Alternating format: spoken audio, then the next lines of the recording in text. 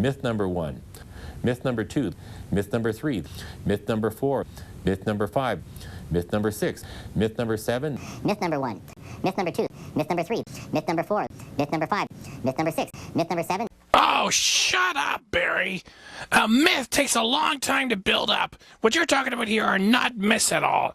Wow, what did I say about you in this issue just a few months ago? That you are the most pure example of a pro-politician on council, which is why they selected you to shovel this crap. Myths, give me a break.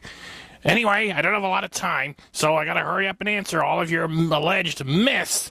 Let's go! The only big difference between the two proposals is the fact that one has a YMCA at the east end of the property and the other has a hotel. Yeah, and one is an effective use of a natural tourist spot, while the other is a mistake by the lake which makes us wonder if you're on crack.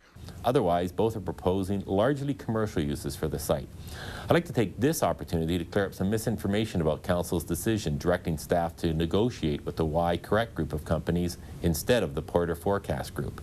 Myth number 1, the Y development won't pay taxes. Well, the Y itself is exempt from paying taxes. Thank you! Please, please, say that again for us all. Well, the Y itself is exempt from paying taxes. The rest of the development will pay taxes. And according to city staff, the Y development will pay only $3,000 per year less in taxes than the Mark Porter Forecast proposal. And that's on estimated taxes of about $385,000 annually. And that amount is more than made up for by the fact the Y proposal will generate about $1 million more in development charges up front. Yeah, up front. But that one-time temporary benefit does not outweigh the benefit of a well-designed destination that will draw new dollars to Barrie with tourism. Nah. Myth number 2, the Y development will cost taxpayers more, or the Y will come back to the city for more money. Barry, do you remember the McLaren? Yeah, they came back for more money. And why did they get it? Because they were already so big and already so much money had been spent on them that they were then too big to fail. Both groups have proposed to pay exactly the same amount for the property, $2 million. The Y has not indicated they will be asking the city for more money. And what is more money anyway? The YMCA already receives a huge tax contribution each year from the city. Will the town be entering into a contract when the Y is given this new cultural plan we started hearing about in February? Will the city be asked to contribute to the Y $6 million fundraising campaign, since their track record up till now has been less than 10% of that amount annually? There are so many unanswered questions here, and the Y is claiming that the correct group of companies will be hugely supportive financially of the Y component of their plan. However, there will be no way to confirm this, as the correct group is a private entity. Therefore, their financials aren't accessible by the public. And councillors have made it clear we won't be giving anything on top of what we've already offered both groups. $2 million for restoration of the train station and $1.5 million for the GO platform. Certainly the Y will be approaching the public as part of a fundraising campaign, but they are going to do that no matter where the new Y goes in the city. You know something, Barry? I want something a little bit more. I want a bit of a guarantee from you. How about you and everyone else that's voting for this thing, you put your houses up as security? How's that? So if there's no risk and they're not going to come back asking for more money, well, put your houses up and then we'll all shut up. Well, at least I will. I will stop lobbying for the Porter Forecast plan if you and all the other councillors voting for this put up your houses. Will you do that? No. Geez, I wonder why. Myth number 3, the rival Porter Forecast proposal is better from an economic standpoint and will attract more high-paying jobs. As I said, both groups are proposing largely commercial development. The Y has put forward more office space, which at least holds out the hope for better-paying jobs. Hope? The hope of better-paying jobs? Councillor Ward, that's all speculation, and you know it. You are the one that's providing a myth here.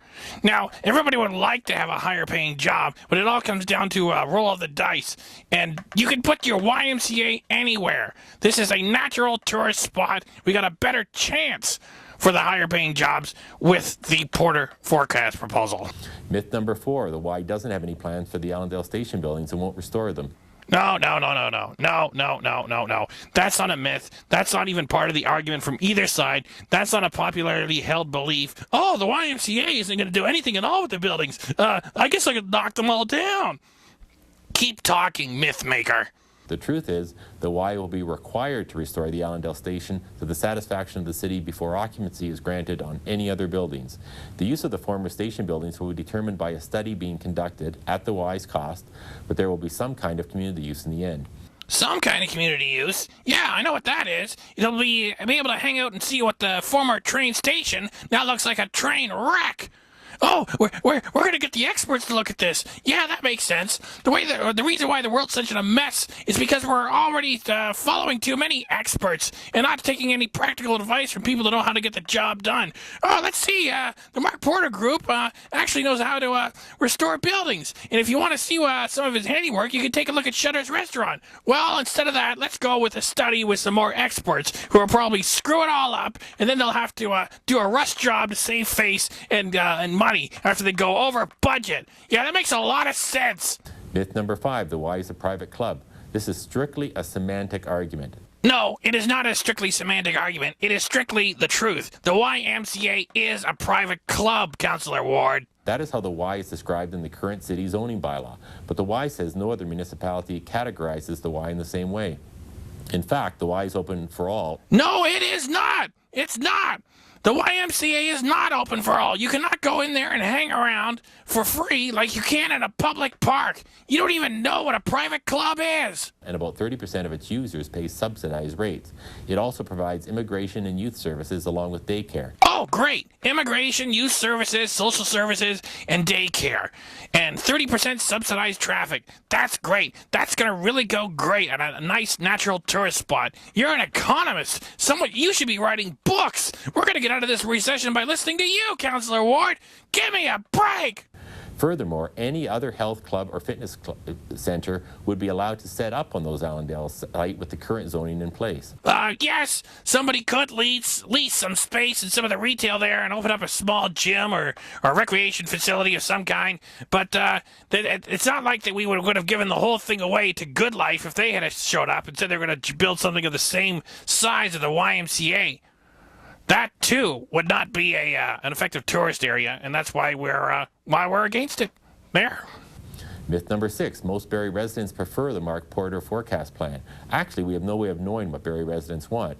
Wait a minute. You're calling it a myth, and then right after you say, "Duh, actually, we have no way of knowing what they want. We don't have any clue. We don't know." Didn't you get a letter from the Barrie Historical Association? Didn't you hear from the Barrie Chamber of Commerce? Oh, I guess they don't count. We got no idea.